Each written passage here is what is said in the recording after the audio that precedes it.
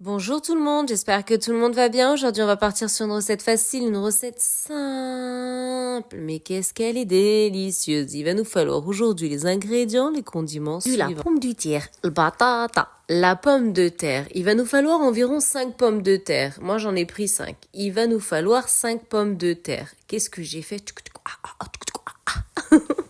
J'ai préalablement bien lavé, épluché, coupé en dés. Et ici, qu'est-ce qu'il y a? Il y a une casserole. Dans la casserole, j'ai mis l'équivalent d'un saladier plein d'eau, du robinet à température normale. Ici, il y a la tomate et ici, il y a de la viande hachée. La casserole, elle va aller sur le feu, on va y mettre aucune pincée de sel, aucune huile ou nada. Elle va y aller comme ça, naturelle. On va laisser mijoter environ 3-4, voire 5 minutes. Laissez-la bien cuire l'eau. Ensuite, on va y incorporer nos pommes de terre. On va les laisser cuire environ 8 minutes, 8 à 10 minutes, elles seront bien cuites. Vous incorporez un couteau à l'intérieur et vous voyez l'évolution de la cuisson. Normalement, au bout de 8 à 10 minutes, la patate, elle est cuite. Ici, qu'est-ce qu'il y a? Il y a des oignons et il y a des dents d'ail. Il y a à peu près, vous pouvez monter jusqu'à 5 dents d'ail, facile, et un oignon. Tout mettre dans ce petit ustensile, là, dans ce petit outil. On trouve ça au marché.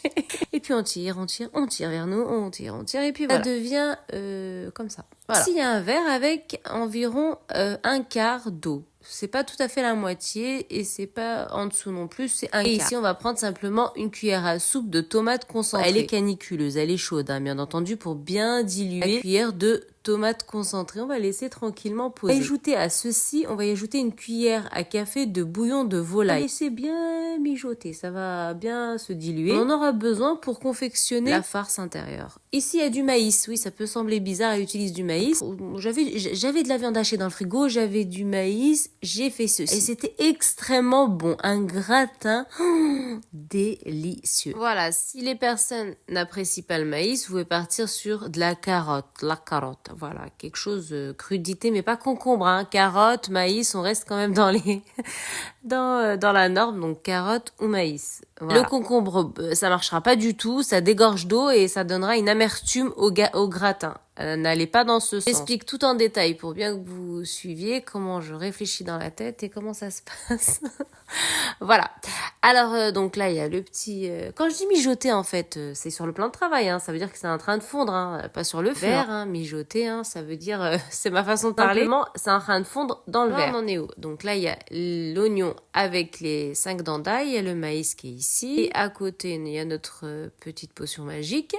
Et puis, il y a notre fameuse petite tomate basilic. La casserole, elle est ici. Donc, l'eau, elle est ici. Elle est en train de bouillir. Je la laisse tranquillement pendant 5 minutes. J'ai incorporé ici les pommes de terre. On va laisser 8 à 10 minutes. Et puis, normalement, ça devrait être à l'end. Il y a une chose que je vous ai pas vu dans la vidéo. J'ai ajouté l'équivalent d'une cuillère à café. J'ai ajouté une cuillère à soupe de vinaigre. Je mets toujours du vinaigre dans la viande hachée, moi, avant de l'utiliser. Je lave toujours et je mets une petite cuillère. Voilà. On n'a pas vu ça dans la vidéo, mais il y a ça dans la viande hachée. Et bien sûr, il y avait de la persillade. J'ai ajouté mon mélange oignon et 5 dents d'ail. On va laisser un légèrement doré. Ça va être al dente.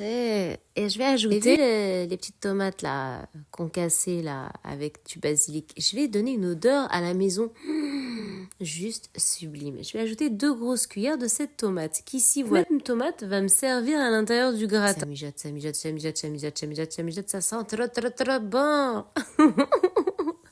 Et je vais y ajouter, vous avez vu, c'est magique. On voit les concassés sortir, dégorger d'eux-mêmes. Je vais y ajouter, bien sûr, la viande hachée. Et il y avait une cuillère à soupe d'huile d'ail et une cuillère à soupe d'huile d'olive.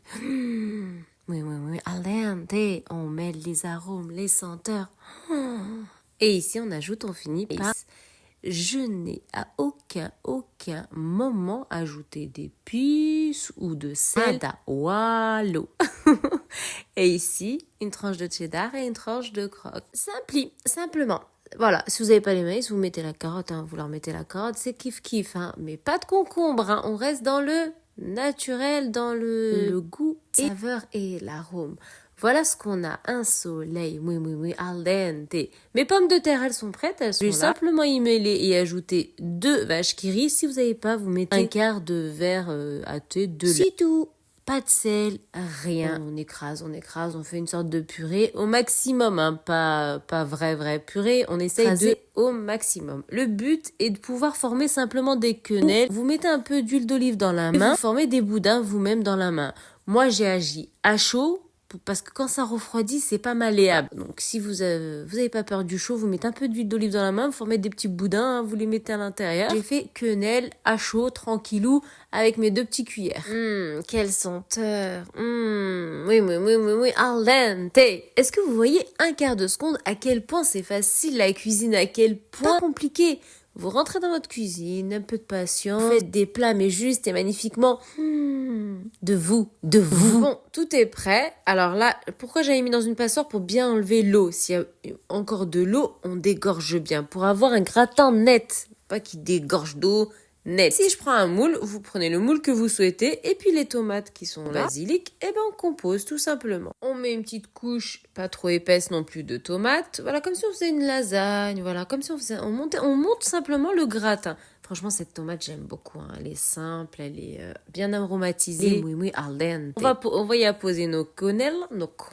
Donc là, la pomme de terre, vous voyez, elle est vraiment chaude. Hein. Elle est vraiment très, très chaude. Facilité absolue à former mes quenelles. Voilà, si vous n'avez pas peur du chaud, vous mettez de l'huile d'olive et puis vous y allez. Hein. Moi, personnellement, je crains un peu le chaud. Je compose tranquillement quenelle par quenelle. Une en haut, une en bas, ou 2 en haut et une en bas si le moule est plus large, bien entendu. Le but, en fait, est de pas tasser l'une contre l'autre pour former une couche. Faut justement pas former vraiment laisser un écart. S'il est léger. Vous voyez l'écart que j'ai créé là entre les 2 quenelles que je viens d'apposer? Il faut laisser ce petit écart. Pour mettre d'autres ingrédients, d'autres condiments, il faut laisser ce petit écart, même s'il est minime. Moi, je vais mettre des tranches de mozzarella entre. Et tout ça, le fait d'avoir composé de cette façon, va faire un gratin.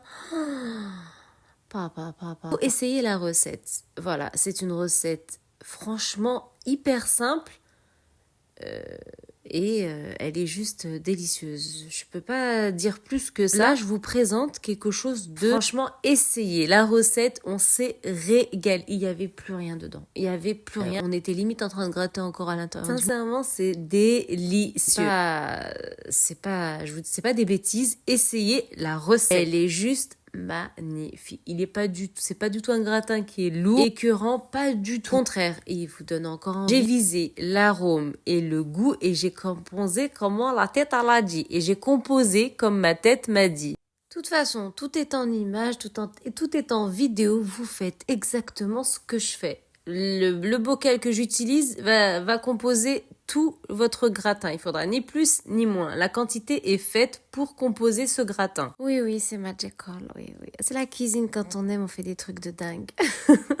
La mozza entre, voilà. Et puis on va recommencer le même procédé. On ira bien sûr sauce tomate et on va assembler avec nos petites cuillères. Et vous allez voir, ça va faire une couche comme si on avait de la béchamel alors que c'est pas de la béchamel. On a composé un gratin avec la tête et l'arôme et le goût. J'en ai fini avec la mozzarella. Je récupère ici de la crème fraîche entière à 30%, 2 cuillères à soupe de cette dernière, plus lait, l'équivalent d'un quart, voire la moitié d'un verre de lait. Raté de lait à température ambiante. On va mélanger, on va y incorporer un peu de persillade, un peu d'origan dans un premier temps, de la persillade, mélanger. Et à poser cette sauce à l'intérieur, juste au-dessus, pratiquement la moitié d'un verre à thé de lait, tout simplement, et on va apposer juste au-dessus. Et on recompose avec nos quenelles de pommes de terre, de la viande hachée. La quantité que je vous ai donnée, ça fait le gratin. Ce qui signifie un moule en aluminium comme ça.